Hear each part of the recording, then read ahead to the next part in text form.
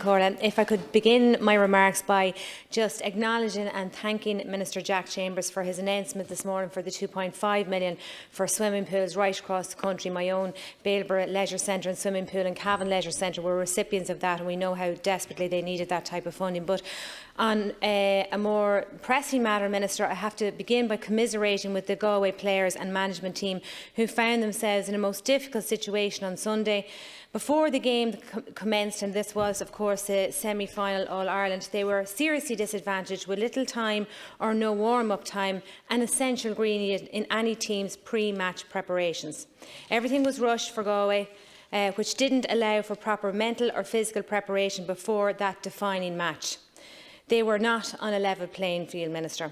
I must acknowledge that the Galway players trained and prepared all year for last Sunday's All-Ireland semi-final, only to be let down by the circumstances that could have been prevented. They were the real losers this weekend, Minister, and my heart goes out to them. And there won't be, and there are no second chances for this group of talented sportswomen. I would ask the question, why was the game moved to Dublin when Limerick became unavailable and when Semple Stadium was also made available as an alternative venue to Limerick?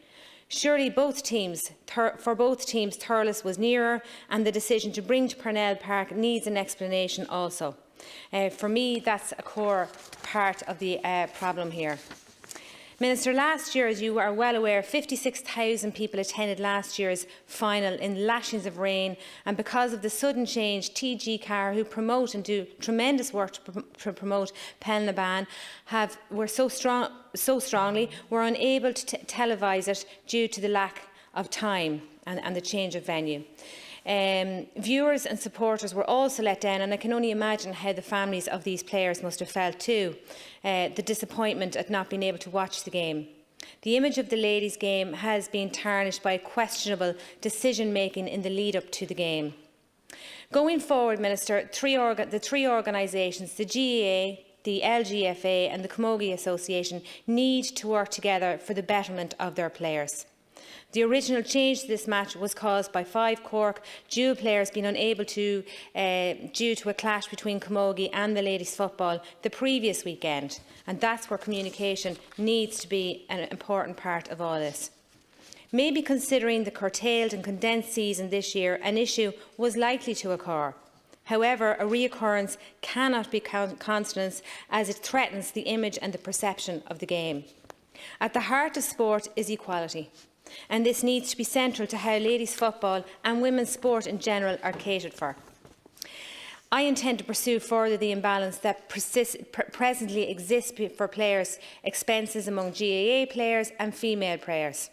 But that, of course, is for another day and something that I intend and hope to do with our Oireachtas committee. Finally, the GAA umbrella that governs men's, ladies and Camogie players need to work together to prevent issues like this happening again. And it does bring into sharp focus the larger question, Minister, and that is the funding for the ladies' GAA games. We know that the GAA men's funding attracts over 3 million, which is wonderful and does tremendous work. And it has to be said that the GAA were to the forefront during this pandemic, and we have evidence of that on the ground all over the country, how they got into their vans and they brought food to people living in more isolated areas, and the community GAA really came together and were to the forefront in helping and supporting lots of more less well-off and more vulnerable people in our communities. But going back to the question about women and the inequality, I would just finish with, Minister, the LGFA, by stark comparison, receives 700 million. And the ladies, of course, have a lot to do in terms of their own travel, their physio. Now, somehow or other. Pardon? They'd be happy with the 700 million. Sorry, 700,000. Sorry. I'll let you respond to that, Minister. Minister, thank you for being here. Gormagat Ken Corla, agus Dr. Smith Freshen, agus I'd like to thank you sincerely for raising this matter. I think what you said actually around sport being about equality is everything that we've sought to negotiate in this programme for government, and our overall vision for women in sport is one where women have an equal opportunity to achieve their full potential while enjoying a lifelong involvement in sport. With specific regard to the ladies' games, there's been commentary in relation to both state funding disparity to the events last weekend surrounding the ladies and the ladies' football semi-final between Cork and Galway. And in relation to that semi-final, it goes without saying that the situation that arose was both disappointing and regrettable. Clearly, the state has no specific involvement in venue and fixture arrangements for any sport, but I think serious lessons need to be learned in relation to what you've outlined, and also to prevent any recurrence. Sporting organisations are operating in specific difficulties, and that has to be taken into account.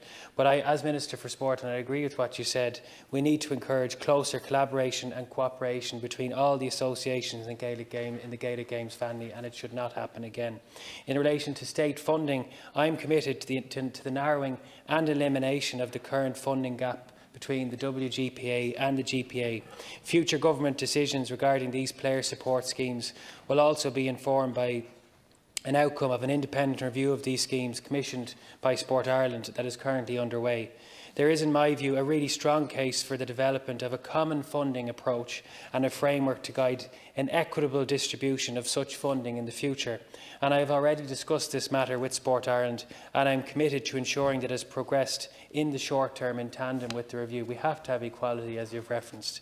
A fundamental aim of the Government's National Sports Policy 2018 to 2027 is to increase the levels of participation in sport and physical activity across the population, with a specific focus on less represented groups, including women and girls. Addressing women's participation at all levels in sport is a key element of the National Sports Policy.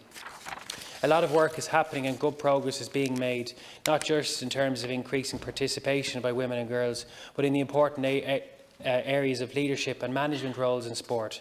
I believe that it is imperative to make quick progress we have a much greater gender balance on NGB boards, for example, and that is not happening quickly enough. And it is my view that we need to put on everything on the table, including, for example, the possibility of gender quotas. And I want to acknowledge the work that is being done by the national governing bodies and the network of local sports partnership in developing programmes and contributing to the increase in the number of women and girls taking part in sport. The number of women participating in sport in Ireland is continuing to grow, and at 3.4%, the gender gap in sports participation is narrower now at any point in the last 10 years. This is progress, and I'm determined, and this government is determined to see that gap eliminated altogether. The Women in Sports programme was established in 2005, and to date over €20 million has been invested through the national governing bodies of sport and the network of local sports partnerships across the country. A key aim of the Women in Sport investment programme is to have equal participation between males and females in sport. As part of Sport Ireland's new Women in Sport policy, which was launched last year, a revised Women in Sport investment programme was put in place, including the provision of funding to NGBs on a multi-annual basis. €3 million was invested over the 2 years, 2019 and 2020, doubling the previous funding for the Women in Sport programme. For a further €265,000 was invested in the local sports partnership under the Women in Sport programme as well. And Sport Ireland will reopen applications under the 2021 programme with the intention of issuing a second cycle of multi-annual funding. And all NGBs will have an opportunity to apply for funding under the Women in Sport programme. As I mentioned, Sport Ireland launched its policy in 2019, and it's the express commitment of Sport Ireland and this government around women in sport that we build on a lot of the work that's been undertaken, but also address the funding challenges that you've referenced, but also the organisational challenge in the context of Gaelic Games and what you've outlined. I might go into more detail on my further response. Smyth. Thank you very much, Minister. I think any of the players and management who are listening in tonight will be heartened by what you have said here. I would have to also acknowledge the work of Justin McCarthy and RTE, who kind of did a lot of research on this and interviewed a lot of the players. And we've heard them talking very publicly and very honestly about their own experience. And of course, a lot of them, are working, studying in cities like Dublin, Galway, Cork, but are from more rural counties like my own in Cavan, and perhaps travelling 2 and 3 nights a week. And the idea that the men's GA would be remunerated in terms of any expenses that they may be out for that commitment, for that dedication, and that the women aren't given the same and equal respect in terms of the expense that is incurred for them. We also heard players talk about when they have an injury, when they have physio, that comes out of their own pocket as well, unlike how those guidelines are in place for the men in the GAA. That is all taken care of and looked after. I suppose there is a big onus on us as government and to ensure that we bring that level playing field into place, and that big disparity that exists at the minute, that we close that gap, that we bring an equal playing field in for the women as well as the men, because they make huge sacrifices. And I would also make the point, Minister, that a lot of them will have families and they'll have small children and have to give a huge amount of dedication and commitment to their team. And they do it for their team, they do it for their community, they do it for their club, they do it for their county. And it's a passion and it's a vocation, and they should be valued the very, very same as the men are in the GAA. And I don't in any way say that men shouldn't be getting what they are getting. Of course they should, and equally the women who give the same dedication to our national game should be given the same value for that. Can I just finish, Minister, by saying it would be remiss of me not to mention Aisling Sheridan from Mullahoran in County Cavan, who's flying back to Australia, a member of the Cavan LGFA, but also playing for Australian rules in Collierwood Football Club, and she heads back to Australia tomorrow. And that kind of dedication, is exemplary and needs to be encouraged. Thank you, Deputy Smyth. Minister. I absolutely agree, and admire players like Aisling, and we've had many across the codes who've been on both sides of the world, their dedication to their county. And I agree, we need a level playing field when it comes to this issue, and that's why we're trying to pursue a common framework in the context of the review by Sport Ireland. We want to see the issue around governance and leadership at a board level addressed by many of the NGBs. Some NGBs have below 10% on their boards when it comes to and that's not sustainable, and it's not something we can support as a government if they continue in that position, and that's why that has to be part of the conversation as well.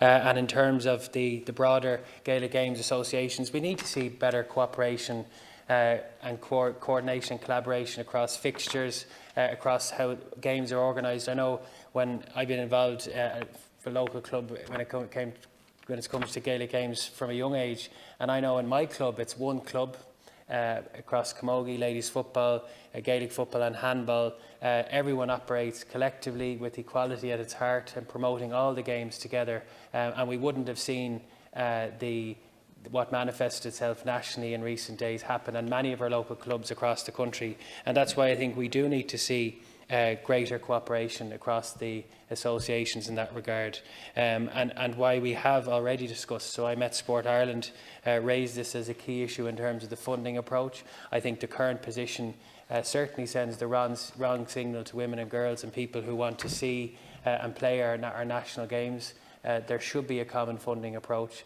and that's something we're committed to do as part of the review, and hopefully we'll work with your own Oireachtas committee to achieve that collective aim. We want to see the current gap dealt with properly, and that's a core objective of our national sports policy, and something I'm committed to pursuing in a proper way, and something that we've engaged as well with the Women in Sport Committee of Sport Ireland as well, who've looked at this in a really forensic way, and we support them and the 2020 campaign as well, because that's a key objective for government. Thank you. We thank Minister Fian for being here to deal with the next important